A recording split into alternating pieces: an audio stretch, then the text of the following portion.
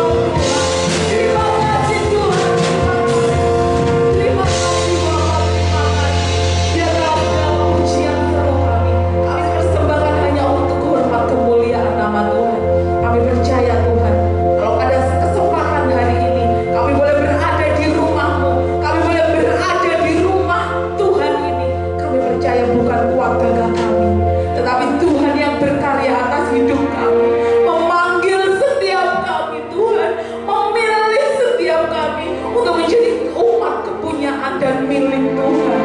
Terima kasih Tuhan, terima kasih. Kami rindukan hadirat-Mu saat ini Tuhan. Kami rindukan lawatan-Mu tercurah di tempat ini Tuhan. Karena kami percaya ibadah saat ini mendatangkan hadirat Tuhan yang luar biasa.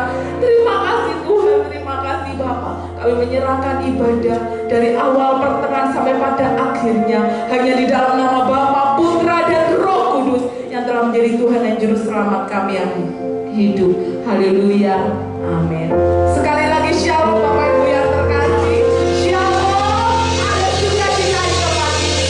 Kita mau bersukacita lebih lagi di dalam Tuhan. Kita mau berikan tepuk tangan kita mau berikan goyangan kita buat Tuhan.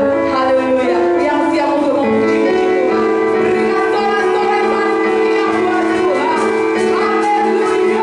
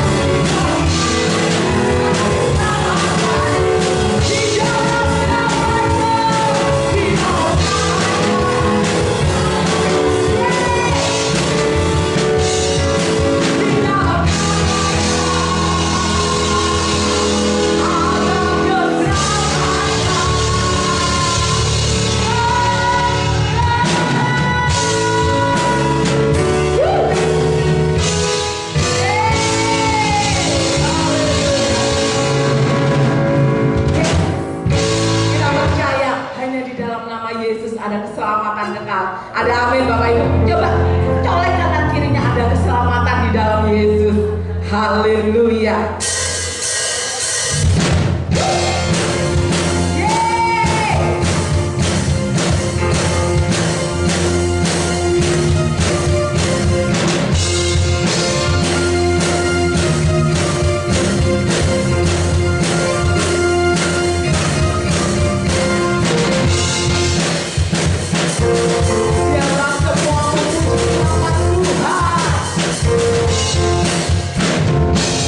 Kita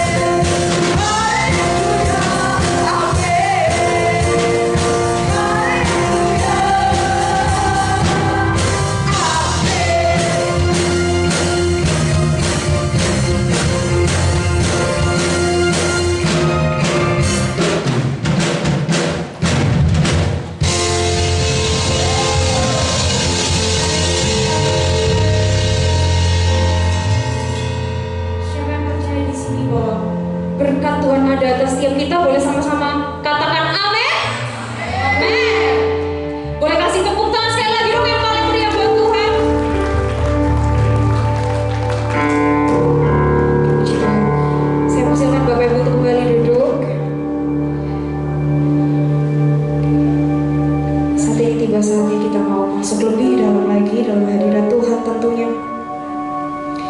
Satu hal yang pasti Bapak Ibu yang saya percaya sampai detik ini, bahwa Tuhan Yesus, Dia Allah yang gak pernah meninggalkan sedetik pun. Dia Allah yang gak pernah meninggalkan kita Bapak Ibu. Dalam setiap badai cobaan apapun, saat kau merasa Tuhan gak ada, Dia ada Bapak Ibu. Dia berproses bersama dengan kita Bapak Ibu. Saat ini kita mau siapkan hati kita. Kita mau masuk dalam hadirat Tuhan lebih lagi.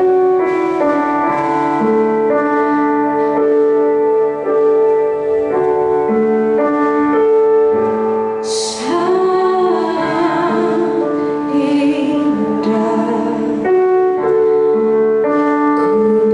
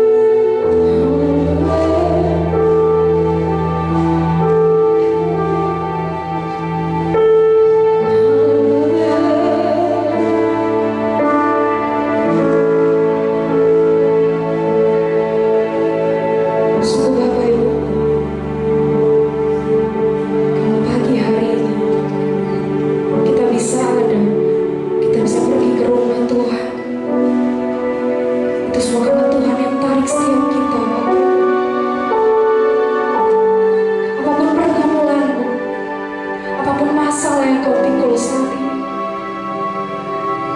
Dia Tuhan, dia satu-satunya Allah, dia satu-satunya Raja yang gak pernah meninggalkan setiap kita.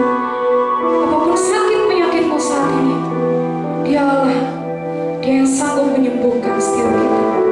Ungkapkan isi hatimu sama Tuhan, ungkapkan ucapan syukurmu sama Tuhan.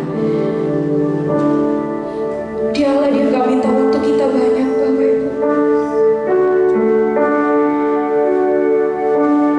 Saat ini 5 menit ke depan, kita mau sama-sama menyembah Dia. Kita mau sama-sama naikkan pujian syukur kita yang terbaik untuk Tuhan.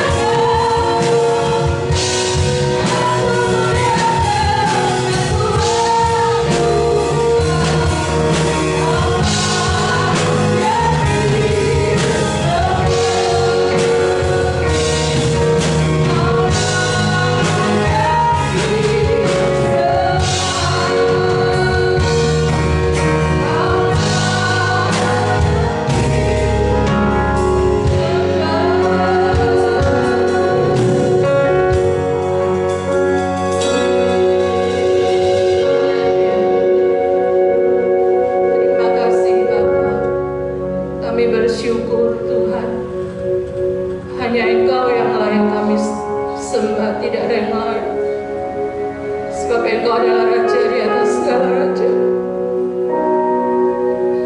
Kami adalah anak-anak-Mu Tuhan, bahwa kami tinggal selalu di dalam hadirat Tuhan, selalu diam di dalam rumah-Mu,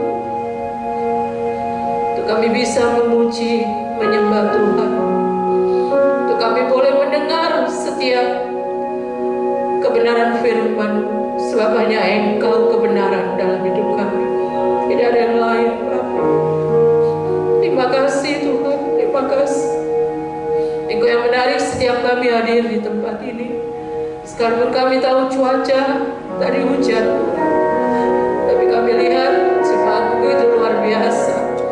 Engkau yang memberi kerinduan, menarik mereka untuk selalu datang kepada-Mu. Tuhan, beri kami hati yang lebih lagi mengasihi Engkau dengan sungguh-sungguh, menaruh segala pengharapan kami hanya kepada Tuhan Yesus, satu-satunya pengharapan yang tidak pernah mengecewakan dalam hidup kami. Terima kasih Tuhan, terima kasih Kau sudah hadir dalam pujian dan penyembahan kami, dan sebentar Kau persiapkan hati kami Tuhan, supaya setiap kebenaran firman-Mu, apa yang Tuhan sampaikan dalam hidup kami, itu boleh mengubahkan setiap kami Tuhan, menjadi pribadi yang lebih berkenan kepada Tuhan, menjadi pribadi yang menyenangkan hati Tuhan. Terima kasih Kau membentuk setiap kami, pada akhirnya kami menjadi serupa dengan Engkau Tuhan. Terima kasih Tuhan, beri kami hati yang murni, persiapkan hati pikiran kami, supaya kami selalu fokus akan firman-Mu Tuhan. Terima kasih Engkau mengurapi kami hamba-Mu yang menyampaikan firman-Mu. Pakai kami Tuhan, hamba yang tidak mampu, tapi kami percaya Roh Tuhan yang selalu mengurapi hamba-Mu, sehingga benar-benar apa yang mau kami sampaikan menjadi berkat buat setiap jemaat. Kami pulang, kami diberkati oleh Tuhan. Saat ini kami tahu kuasa iblis tidak pernah tinggal diam, selalu berusaha untuk mengganggu jalannya ibadah, terlebih kebenaran firman-Mu saat disampaikan. Oleh sebab itu kami mau bersatu hati, sepakat kami usirkannya di dalam nama Tuhan Yesus Kristus. Pergi dan keluar, dihancurkan dalam nama Tuhan Yesus. Kami percaya Roh Kudus ada bersama dengan kami, memenuhi hati pikiran kami Tuhan. Terima kasih Engkau memberkati tim PAW yang sudah melayani Tuhan. Terus pakai anak-anak-Mu Tuhan di dalam pengurapan Allah, sehingga benar-benar Tuhan hadirat Allah kami boleh rasakan Yesus. Terima kasih Tuhan, kami siap untuk mendengarkan kebenaran firman-Mu. Hanya di dalam nama Tuhan Yesus hamba-Mu sudah berdoa dan mengucap syukur. Haleluya, amin. Sekali lagi shalom Bapak Ibu dikasih oleh Tuhan. Selamat pagi buat kita semua. Salam damai sejahtera dalam kasih Tuhan kita Yesus Kristus. Puji Tuhan ya. Walaupun cuacanya tadi hujan saya lihat ya, tapi semangat kita tidak boleh kendor kata Tuhan ya. Teruslah setia dengan Tuhan Bapak Ibu. Tanpa terasa saya melihat sudah minggu depan ya, hari kita merayakan hari Natal ya. Waktu cepat sekali berlalu. Dan pagi hari ini kita mau belajar sama-sama Bapak Ibu ya. Kita seringkali mendengar kata tidak ada yang mustahil bagi Tuhan. Tidak ada yang mustahil bagi Tuhan. Dan ini pun merupakan tema Natal kita ya. Untuk tahun ini tidak ada yang mustahil bagi Tuhan. Kalau kita memahami kata-kata tidak ada yang mustahil bagi Tuhan, bukan berarti semuanya tidak ada yang mustahil Bapak Ibu, bukan ya. Sebenarnya ada juga yang mustahil bagi Tuhan. Apa Bapak Ibu? Mustahil bagi Allah berbuat dosa, kan gitu. Mustahil bagi Allah berbohong ya. Karena apa? Karena Dia Allah yang suci, Allah yang kudus. Nggak mungkin jadi Allah itu berbuat dosa, nggak mungkin Bapak Ibu. Dia Allah yang benar, maka tidak mungkin Dia akan berbohong. Luar biasa. Jadi seharusnya waktu kita belajar merenungkan firman Tuhan pada pagi hari ini, apalagi bagi Tuhan tidak ada yang mustahil, itu kita harus berhati-hati Bapak ya. harus memperhatikan konteksnya. Dan pagi hari ini kita mau belajar sama-sama 3 aja ya. Saya mengambil dari firman Tuhan 3 aja kita pelajari pada pagi hari ini. Tidak ada yang mustahil bagi Tuhan. Saya undang kita baca lebih dulu di dalam Kejadian pasal 18 ayat yang ke-14. Kejadian pasal 18 ayat yang ke-14. Saya undang Bapak Ibu kita bangkit berdiri. Kita baca ayat ini bersama-sama. Cuman 1 ayatnya. Dalam Kejadian pasal 18 ayat yang ke-14. 2, 3. Adakah sesuatu apapun yang mustahil untuk Tuhan?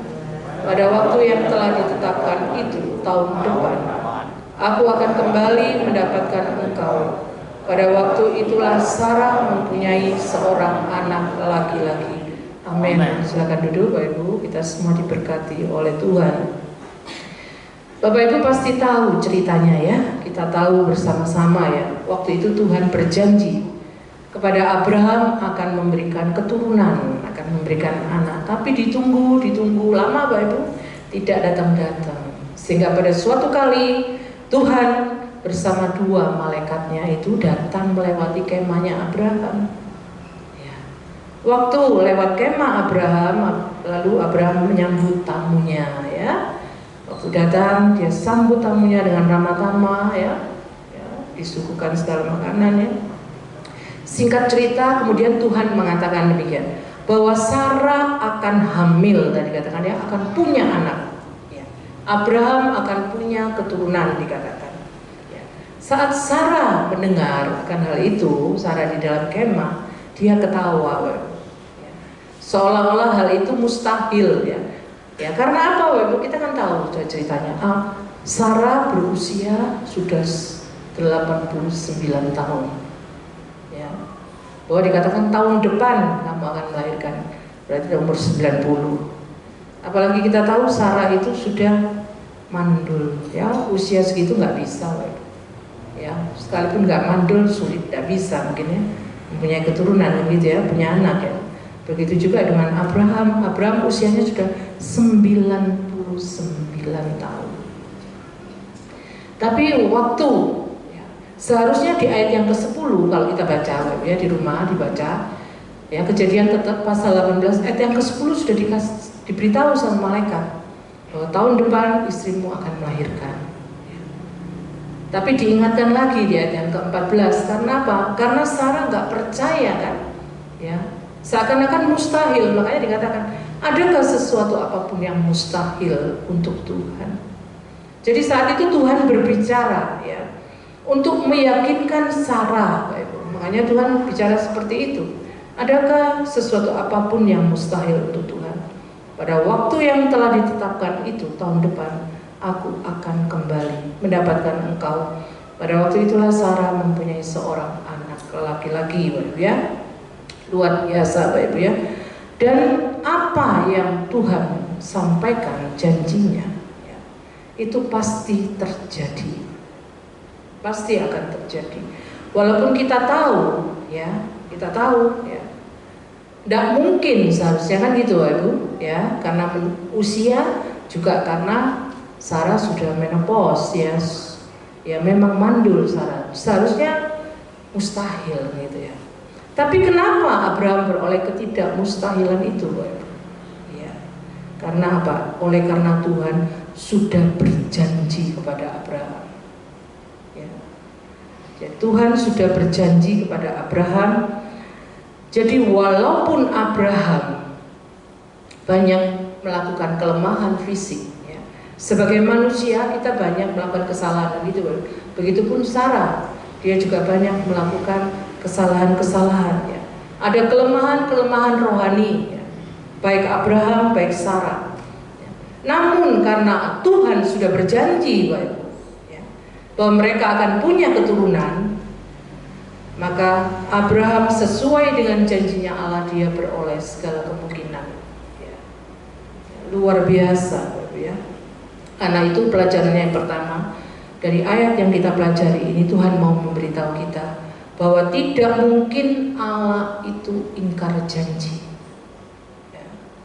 Apa yang sudah Tuhan janjikan itu pasti akan digenapi. Ya. Tuhan tidak bilang gini seperti seandainya Tuhan berbicara saat ini kepada saya, misal kata ya, nanti kamu akan memperoleh keturunan, misal kata gitu kan. Berjalannya waktu kan memperoleh keturunan, Tuhan tidak kasih tahu kapan waktunya. Abraham ini lama, saya ingat waktu usia 75 dia sudah diberikan janji sama Tuhan kan ya. Ya. Dengan berjalannya waktu kita pasti melakukan kesalahan demi kesalahan kan gitu. Ya, kita manusia berdosa, natur dosa ada dalam hidup kita. Sekalipun kita melakukan kesalahan demi kesalahan, tapi Tuhan tidak menggagalkan janjinya, tidak. Tuhan tidak bilang, oh sudah, tidak jadi, aku batalkan janjiku, tidak. Ya, makanya firman Tuhan katakan Allah itu setia. Apa yang Tuhan sudah janjikan, Tuhan tidak akan membatalkan janjinya dalam hidup kita. Bahkan saya kalau lihat di dalam perjanjian lama, kalau kita baca Bapak ya, di dalam kitab Mazmur 89 ayat yang ke-35, kita baca ya. Mazmur 89 ayat yang ke-35 dikatakan, aku tidak akan melanggar perjanjianku, dan apa yang keluar dari bibirku tidak akan kuubah. Jadi Tuhan kalau sudah berjanji tidak bisa diubah. Walaupun kita melakukan segala macam pelanggaran demi pelanggaran, tapi janjinya tetap iya dan amin, Bapak Ibu ya. Itu terjadi dalam hidup kita. Makanya di dalam perjanjian baru juga dikatakan di dalam 2 Petrus 3 ayat yang ke-9 yang dikatakan demikian juga, Tuhan tidak pernah lalai menepati janjinya. Nah ya, Tuhan tidak lalai menepati janjinya. Ya, stop sampai di sana ya. Jadi Tuhan tidak pernah dia akan mengubah janjinya. Dia tidak lalai. Setiap dia berjanji, terlebih dalam kehidupan kita, pasti itu akan digenapi. Luar biasa ya. Walaupun kita punya segala kelemahan, tapi saya percaya kita sebagai umat pilihan Tuhan, umat kepunyaan Tuhan, mustahil Allah itu ingkar janji. Jadi ada jaminan yang luar biasa ya Bapak Ibu. Oleh sebab itu Bapak Ibu, Abraham akhirnya mendapatkan keturunan ya. Jadi poin yang mau saya sampaikan pada pagi hari ini buat Bapak Ibu dan saya, kita sebagai umat kepunyaan Allah yang sudah dijanjikan oleh Allah ya. Janji-janji yang datang dari Allah dalam hidup kita, ingat baik-baik Bapak Ibu ya. Mustahil bagi Allah ingkar janji ya. Allah tidak pernah lupa akan janjinya ya. Sekali dia berjanji, janjinya pasti akan terus bergerak, terus berjalan, dan janjinya itu pasti digenapi dalam hidup kita Bapak Ibu ya. Oleh karena itu kita perlu untuk mengingat ya, diri kita akan janjinya Allah ya. Janji Tuhan ada di mana Bapak Ibu? Ada di dalam firman-Nya ya. Makanya Bapak Ibu harus suka baca firman. Kalau nggak baca, mana tahu janji Tuhan Bapak Ibu ya. Karena janji Tuhan ada di dalam firman-Nya, seperti kita lihat di dalam Filipi 4 ayat yang ke-19 kan dikatakan ya, Filipi 4 ayat 19, Allahku akan memenuhi segala keperluanmu menurut kekayaan dan kemuliaannya dalam Kristus Yesus. Luar biasa Bapak Ibu. Jadi tidak usah kita takut ya. Tidak usah kita terlalu khawatir dalam hidup ini ya. Tuhan pasti akan memenuhi semua keperluan kita Bapak Ibu ya. Bukan keinginan kita. Kalau keinginan Tuhan tidak akan penuhi. Bisa dipenuhi, bisa tidak ya. Tapi kalau keperluan kita, kebutuhan kita, saya yakin dan percaya Tuhan akan memenuhinya ya. Bahkan dikatakan menurut kekayaan dan kemuliaannya. Luar biasa Bapak. Janji firman Tuhan itu banyak ya. Dikatakan Roma 8 ayat 28 ya, Allah turut bekerja di dalam segala sesuatu untuk mendatangkan kebaikan buat kita Bapak. Luar biasa. Ada banyak janji-janji Tuhan dalam firman-Nya ya. Oleh karena itu kita diingatkan ya. Jadi waktu Bapak, Ibu, dan saya ketemu dengan hal-hal yang mustahil ya, kita ketemu dengan kemustahilan, sebenarnya kita diingatkan ada janji Tuhan bahwa Allah turut bekerja dalam segala sesuatu. Dia berjanji dia akan memelihara kita. Ya, firman Tuhan katakan sampai kesudahan segala zaman. Jadi sampai selama-lamanya dalam hidup kita Tuhan itu akan memelihara kita, Bapak Ibu ya. Oleh karena itu kita ini sebetulnya beruntung, Bapak Ibu ya, luar biasa. Ada banyak janji Tuhan. Asal kita percaya. Tapi seringkali kita cuma maunya instan, kan gitu Bapak Ibu ya. Makanya banyak sekarang mie instan, semua serba instan. Kalau yang instan banyak orang suka, ya. Indomie ya, suka sekali orang ya. KFC semua itu saya lihat anak-anak saya suka. Jadi yang serba instan kita itu maunya seperti itu dengan Tuhan. Tapi Tuhan nggak mau. Tuhan maunya proses dalam hidup kita, ya. Sehingga kita perlu tahu, ya, waktu Tuhan sudah berjanji, apapun yang terjadi dalam hidup kita, Dia turut bekerja, ya, untuk mendatangkan kebaikan, supaya kita semakin serupa dengan Kristus. Itu yang Tuhan mau, ya Bapak Ibu. Yang kita perlu lakukan, kita harus belajar meneguhkan hati kita. Ya, kita harus belajar meneguhkan hati kita, ya, mengingatkan diri kita, ya, bahwa ada janji Allah dalam diri kita. Ya. Jadi saat kita diberi janji oleh Tuhan, kita percaya bahwa Dia Allah yang setia. Dia nggak pernah ingkar janji dalam hidup kita. Ya. Walaupun saat Tuhan berjanji kita banyak kelemahan, kita manusia pasti banyak kok Ibu. Kelemahan, kekurangan pasti banyak. Tapi saat kita menyadari kelemahan kita, kekurangan kita minta ampun, ya, maka saya percaya, ya, janji Tuhan itu ada di dalam hidup kita. Tuhan tahu Bapak Ibu, sebelum Tuhan memberi janji dalam hidup kita, Tuhan tahu segala kelemahan kita, segala kekurangan kita Tuhan tahu Bapak Ibu. Dia pasti tahu, ya. Tapi Tuhan tetap memutuskan untuk memilih kita, menjadikan kita umat kepunyaannya, Bapak Ibu, ya. Jadi pilihannya, janjinya tidak bisa dibatalkan karena hal-hal itu, tidak Bapak Ibu. Janji Tuhan pasti akan kita dapatkan, ya. Walaupun mungkin tidak saat ini, ya, mungkin nanti, ya, anak cucu kita bisa menikmati janji-janji Tuhan dalam hidup kita, Bapak Ibu. Oleh karena itu kita perlu percaya. Jadi yang pertama Bapak Ibu, ya, tidak mungkin bagi Allah ingkar janji, ya, itu perlu diingat Bapak, ya. Yang pertama. Sekarang kita belajar yang kedua. Kita buka di dalam Injil Markus pasal 14 ayat yang ke-36, ya. Kita belajar yang kedua, kata mustahil yang kedua, ya.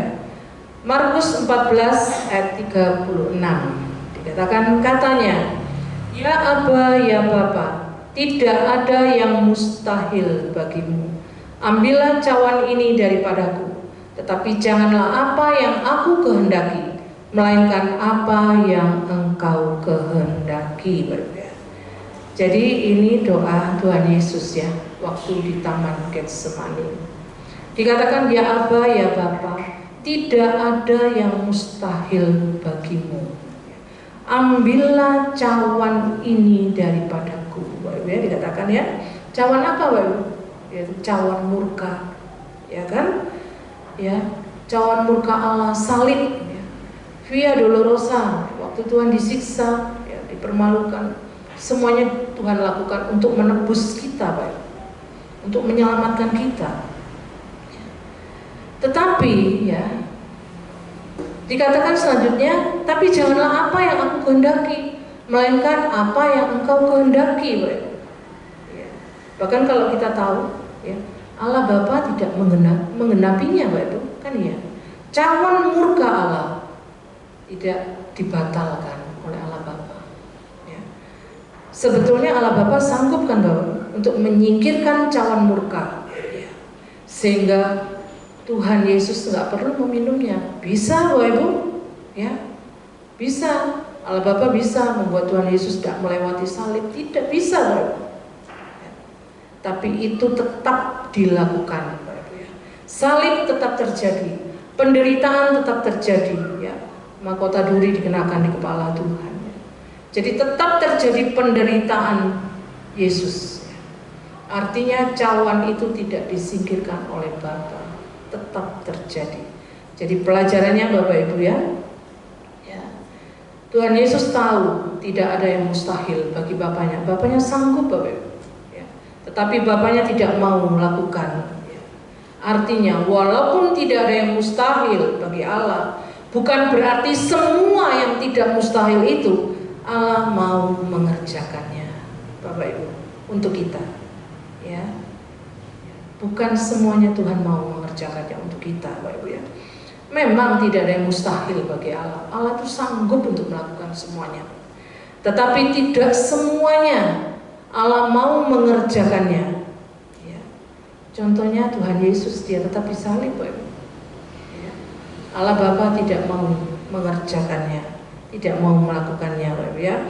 Jadi tidak semua hal yang mustahil waktu kita datang kepada Allah, maka Allah akan mengubah yang mustahil itu menjadi mungkin. Tidak selalu begitu, Pak Ibu, tidak. Ya. Kenapa kok Tuhan kadang-kadang tidak mau melakukannya? Ya. Karena Tuhan mau menginginkan setiap kita itu pada akhirnya menjadi serupa dengan Kristus. Jadi harus melewati proses, Pak Ibu. Kalau Allah Bapa lakukan kepada Tuhan Yesus ya, karena Allah Bapa mau menunjukkan kemuliaannya, tujuannya Bapak. Tapi kalau buat kita, ya, saat Tuhan mengatakan tidak ada yang mustahil bagi Tuhan, saat kita mengatakan demikian, tapi Tuhan tidak selalu mau melakukannya dalam hidup kita. Ya, itu karena Tuhan mau kita melewati proses, Bapak Ibu.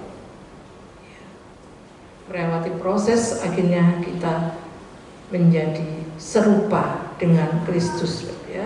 Jadi waktu kita ketemu ya, dengan sesuatu yang mustahil ya, kita datang kepada Tuhan sungguh-sungguh, kita menaruh pengharapan kita, mencari wajah Tuhan sungguh-sungguh ya, kita berdoa sungguh-sungguh.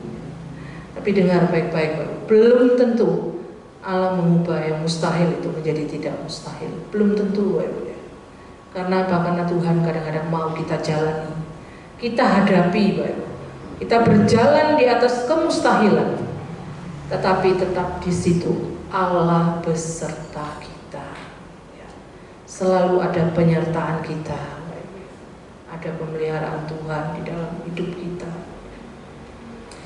Makanya libatkan Tuhan di dalam hidup kita. Kalau Tuhan menyertai kita itu pasti, bahkan dikatakan firman Tuhan, sampai akhir zaman aku akan menyertai engkau. Kita disertai Tuhan sampai akhir zaman. Penyertaannya ada di dalam hidup kita, setiap kita. Tetapi pilihan ada di tangan kita kan Bapak Ibu. Apakah kita mau melibatkan Tuhan, gitu kan, di dalam hidup kita, itu yang perlu. Ya. Kalau setiap kita, saya yakin dan percaya pasti disertai oleh Tuhan. Tapi apakah kita mau libatkan Tuhan dalam hidup kita? Itu yang penting Bapak Ibu ya. Luar biasa. Jadi Tuhan mau, sekalipun tidak ada yang mustahil, Tuhan tidak mau mengubahnya. Semuanya itu untuk kebaikan kita Bapak Ibu. Ya. Semua yang Tuhan lakukan untuk kebaikan kita. Seringkali kita dihadapkan ya, dengan masalah dalam hidup kita ya, dengan penderitaan dalam hidup kita ya.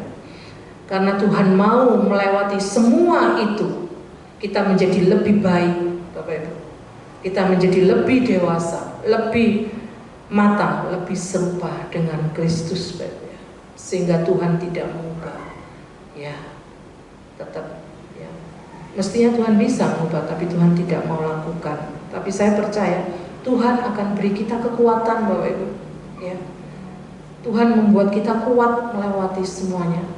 Dia akan beri kita penyertaan, Dia beri kita hikmat, Dia beri kita tekanan-tekanan, tuntunan lewat firman-Nya. Ada tuntunan ya Bapak Ibu. Jadi waktu kita bertemu dengan hal-hal yang mustahil bagi Allah, sekalipun Tuhan tidak membuat tidak mustahil dalam hidup kita, tapi kita harus percaya Bapak Ibu. Ya, kita selalu disertai Tuhan. selalu ada hikmat Tuhan. Ya. Luar biasa. Selalu saya dihadapkan dengan sesuatu. Selalu saya dihadapkan dengan sesuatu. Tadi saya waktu mau naik kira-kira 6:30. Badan saya tiba-tiba sakit sini ya, kayak orang kecetit gitu. Waduh, saya bilang Tuhan, kok ada lagi? Saya bilang ini dulu. Tapi saya percaya, saya selalu gitu, Pak. Saya selalu bilang sama Tuhan. Tapi saya percaya Tuhan. Nanti waktu saya di atas, pasti Tuhan akan sembuhkan saya. Saya selalu mengatakan demikian. Dan ternyata betul, Pak. Saya tadi merasakan waktu nyanyi tak gini-ginikan sedikit badan saya enak, gak sakit. Tuhan itu luar biasa, Pak. Makanya saya katakan libatkan Tuhan dalam hidup kita. Ya. Saya bilang libatkan Tuhan, bukan kita harus berdoa berjam-jam, tidak, Pak Ibu. Tidak. Ya. Libatkan Tuhan segala apapun, selalu koneknya Tuhan, Tuhan, Tuhan. Berarti Tuhan menjadi sandaran kita satu-satunya, itu yang Tuhan minta. Ya. Sehingga saya percaya, ya, Tuhan bisa mengubah menjadi sesuatu yang tidak mustahil dalam hidup kita, Bapak Ibu. Luar biasa, Bapak Ibu. Lewati proses semuanya untuk mendatangkan kebaikan buat kita, Bapak Ibu. Ya, itu yang kedua. Ayo kita belajar yang ketiga. Ayo kita buka di dalam Injil Lukas 1 ayat yang ke-37, Bapak Ibu. Injil Lukas pasal 1 ayat yang ke-37 dikatakan, sebab bagi Allah tidak ada yang mustahil. Ya, ini waktu Maria ya, diberi kabar sama malaikat Gabriel, ya. Jadi Maria menerima karunia, ya. Dia diberikan kabar walaupun Maria belum menikah, tapi dia akan hamil, akan punya anak, melahirkan, diberi nama Yesus. Dikatakan ya, Maria kaget, Bapak Ibu ya. Bagaimana mungkin kan gitu ya? Dia ada bersuami kok bisa hamil, ya kan gitu. Tapi Tuhan mau merubah saat Maria percaya. Dia mau, Bapak Ibu, percaya kepada semua apa yang dikatakan oleh Tuhan, Bapak Ibu ya. Sehingga Tuhan meminta waktu kita ada di dalam kehendak Tuhan, ya, maka Tuhan akan sanggup mengubah hal-hal yang mustahil dalam hidup kita, ya, menjadi kemungkinan-kemungkinan yang akan Tuhan ubah dalam hidup kita. Seperti Maria, ya, dia percaya, ya, dia mau ada di dalam kehendak Tuhan, ya, maka Tuhan akan mengubah dalam hidup kita. Begitu juga kita, Bapak Ibu. Kalau kita ada di dalam kehendak Tuhan, maka yang mustahil pasti jadi tidak mustahil, Bapak Ibu ya. Jadi kalau Bapak, Ibu dan saya ada di dalam kehendak Tuhan, sesuai dengan apa yang Tuhan mau dalam kehidupan kita, ya, maka kalau kita bertemu dengan sesuatu yang mustahil, itu bisa berubah menjadi tidak mustahil, Bapak Ibu ya. Saat kita ada di dalam kehendaknya, ya. Ya, karena kehendak Tuhan itu pasti terjadi. Kehendak Tuhan tidak bisa dibatalkan dalam hidup kita, dan kehendak Tuhan tidak bisa dihalangi oleh satu kuasa apapun, ya. Kehendaknya itu pasti terjadi dalam hidup kita. Seperti Maria, ya, sebenarnya sungguh mustahil, ya. Saya katakan tadi Maria belum bersuami, ya, tapi harus ambil ini semua karena anugerah Tuhan, karunia Tuhan.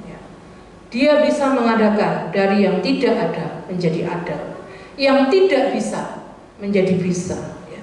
Sebab bagi Allah tidak ada yang mustahil, Bapak Ibu harus percaya, ya. Sehingga saya mendorong setiap kita, Bapak Ibu yang ada di tempat ini yang saya kasihi, ya, pastikan diri kita masing-masing saat ini tetap berada dalam kehendak Allah. Makanya tempat yang paling aman saat kita ada di dalam kehendak Tuhan, ya. Jadi kalau kita ada di dalam kehendak Tuhan, lalu kita bertemu dengan hal yang mustahil, gak usah takut, Bapak Ibu.